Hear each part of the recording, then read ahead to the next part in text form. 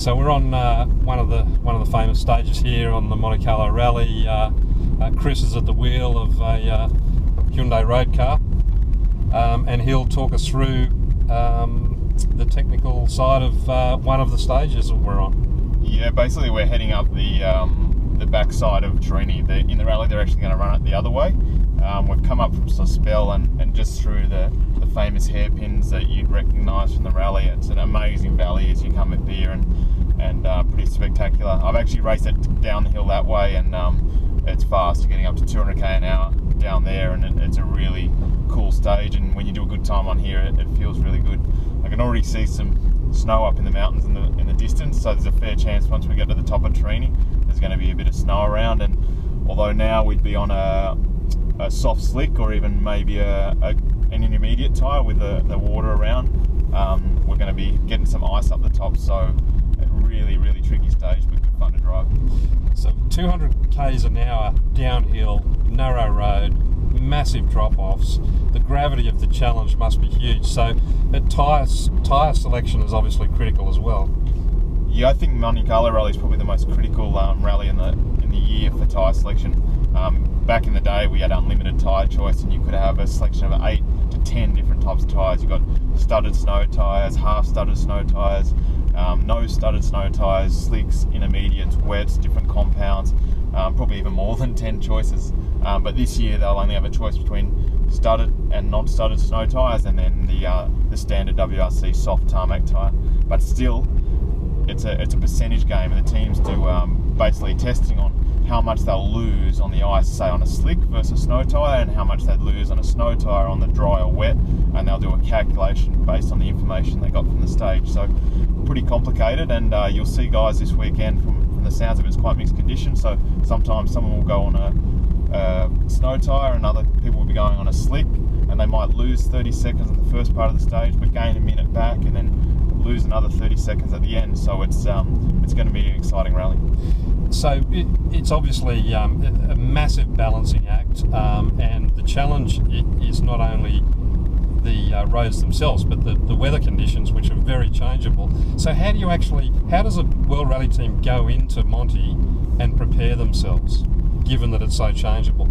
Like I said, testing is critical. You've got to understand the conditions and how your car and tyre and package works in the conditions, and really do some finite timing on what the differences will be. So you've got to have a car setup that's quite flexible, that you can throw a studded pair of tyres in the front and slicks on the rear, or run them diagonally, and know how that's going to operate.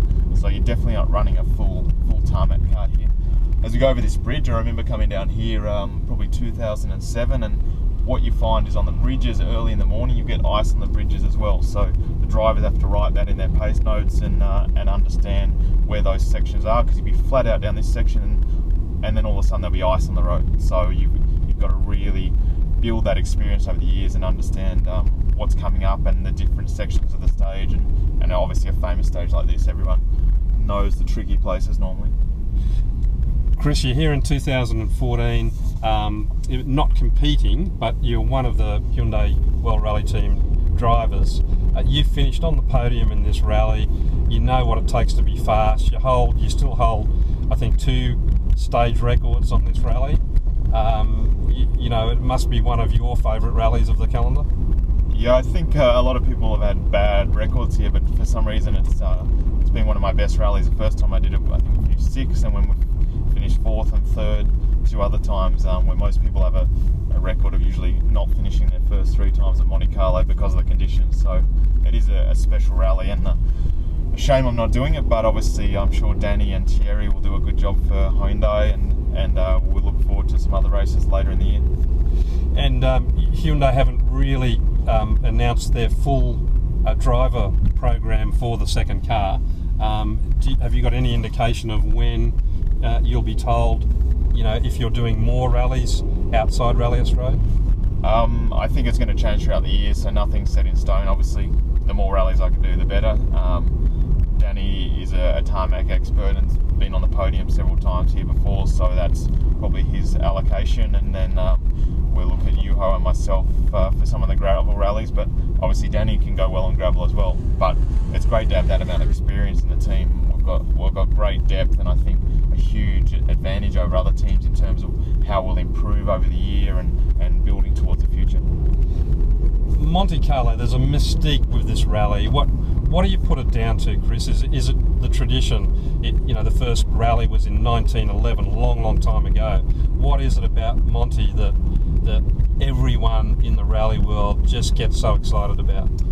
I think it is that heritage. I think on my list of goals in the championship, and the same as the Monaco Grand Prix, you want to be on the podium at rallies like Monte Carlo and Finland. I think they stand out as the two premium ones, and they're just such challenging events and have such history, and so many famous names have come here and competed and won, and there's been so many great battles here as well, and if you're on the podium at one of those events, you've done something special, and it's just the atmosphere. You see the stage as we drive through it, and the crowds will be lining it, the area up the top of Turini. You've got spectators throwing snow on the road, trying to send cars off. You've got a whole array of things going on. There'll be a big party all through the night from all the fans, and the atmosphere is incredible, and just to be part of that's amazing.